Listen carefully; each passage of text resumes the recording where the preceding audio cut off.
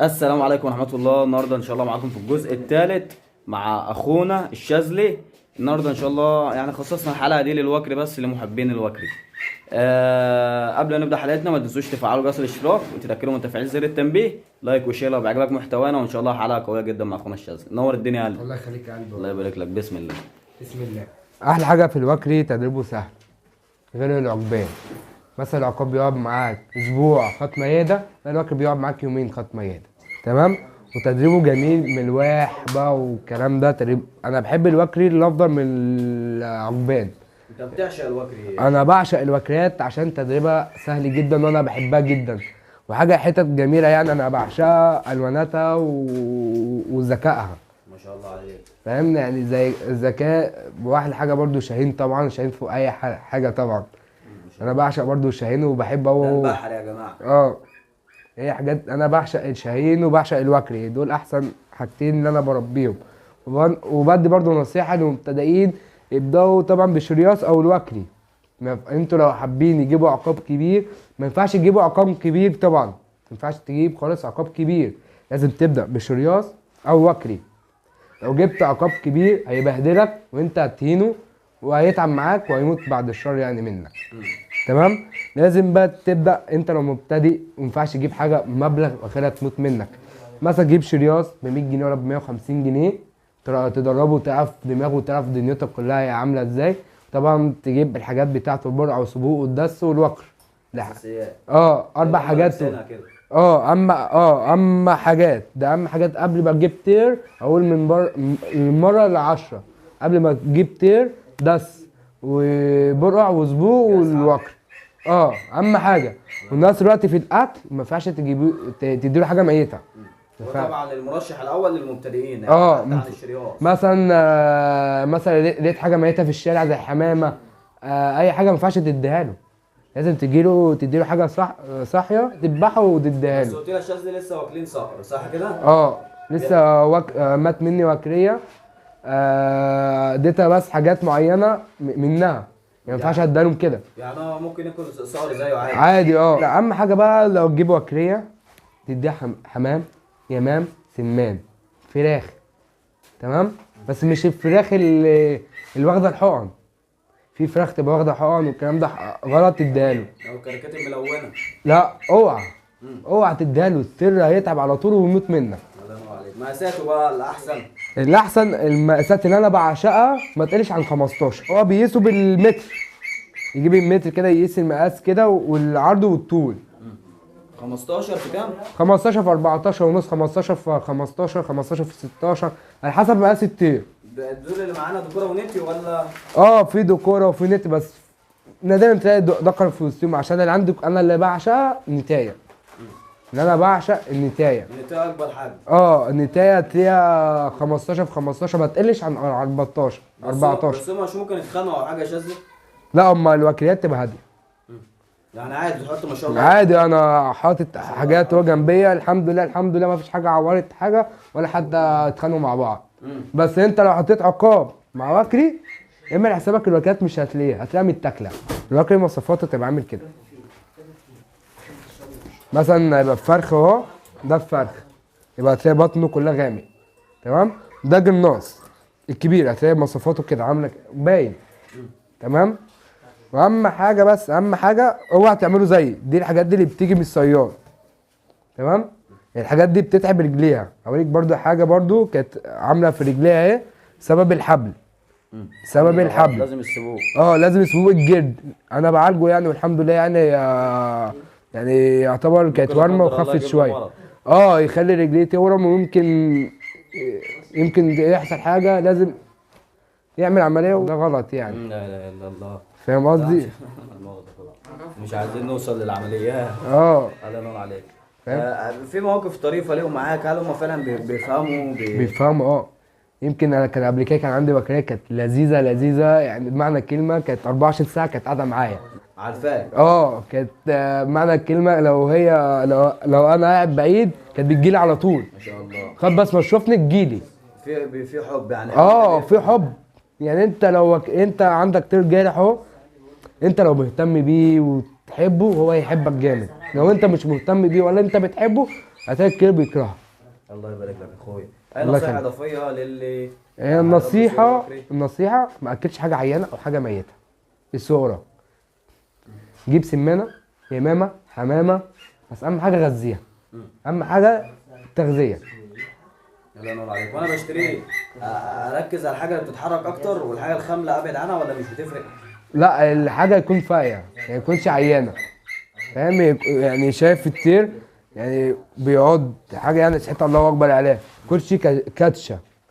لو طير بياكلش وتمسك صدره خاسس قوي وبيطيرش كده وبيعملش هلليلة تجيبهوش. سمعت ان الصقور بيجي عليها وقت بتغير ريشها.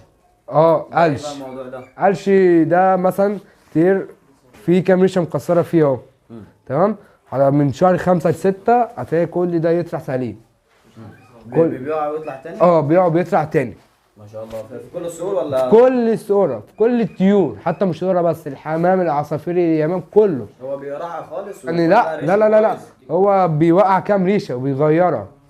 يعني حاجه اسمها القلش، بيغير الريش بس مش كله، بيوقعش الريش كله، يعني ريشه بتطلع والتانيه بعد كده تطلع. ممكن حد يتجوزهم في الاسر؟ هي نادره شويه، صعبه جدا.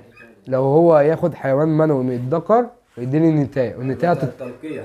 زي التلقيح كده، بس النتايه هتضطر تبيض، هتاخد البيض هتحطه في حضانه. يعني صعب التزاوج اللي بيحصل في الطبيعه ده. الطبيعه ده تبقى صعبه شويه. هم في الطبيعه بيتجوزوا في الجبال، بيعملوا عشه بتاعتهم ويبيدوا والكلام ده. معينه مثلا؟ ايه؟ ليهم وقت معين؟ ليهم موسم معين، ليهم معاك من شهر 2 لحد شهر 3 ولا 4. ده بس صعب ده توفيره في الاسر.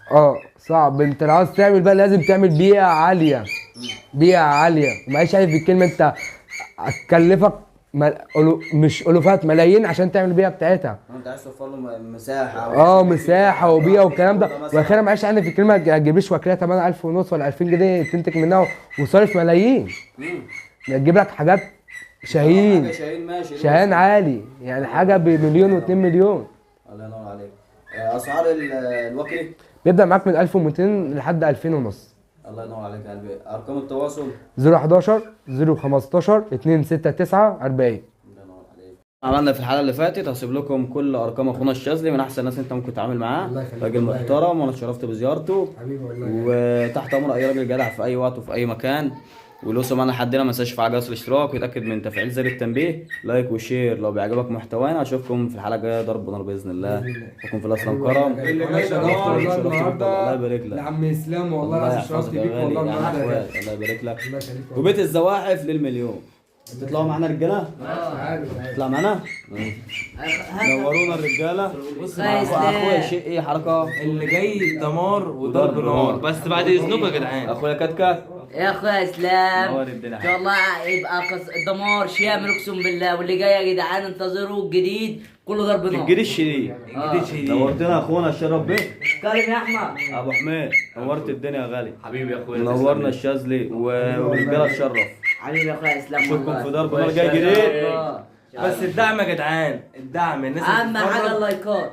سيبك من اللايكات، ده بيتعب جامد قوي والله العظيم. عايزين دعم يا جدعان عشان والله العظيم ما بننام بسببكم. والله بقينا 3 ايام ما نمناش. اللي بيسأل عن عنوان المحل من خلال ارقام التواصل يا جماعه، تمام؟ وتشرفنا مره ثانيه. واشوفكم في الحلقه الجايه. السلام عليكم. السلام عليكم. سلام.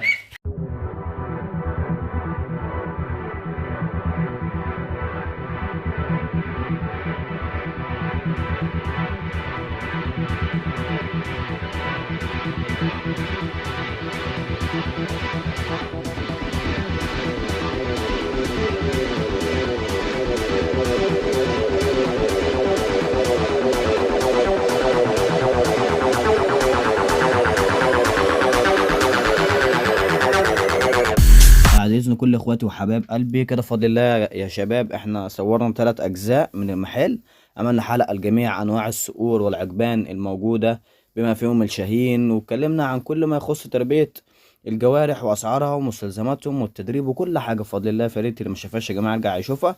كمان بفضل الله عملنا حلقه مخصوص للشواهين واتكلمنا عن انواعهم واسعارهم والشاهين الحر اللي بيدفع فيه بالملايين ومواصفاته واللي حابب يربي يبدأ بإيه وكل التفاصيل يعني بفضل الله. أما الحلقة الثالثة في قناة النهاردة الوكري، فاتمنى اكون لخص لكم يعني ضرب نار في وقت قصير جدا. اتمنى حلقاتنا دايما تكون بتنال اعجاب حضراتكم، وان شاء الله مكملين معاكم، نرجو الدعم. ولو وصل معانا لحد هنا طبعا هستنى كومنت منك يا جميل، رايك في المحتوى بتاعنا وعايزين الجاي عن ايه. واكيد طبعا يعني اللايك والشير والسبسكرايب الاشتراك لو انت مش معانا على القناه وبتشوفنا لاول مره.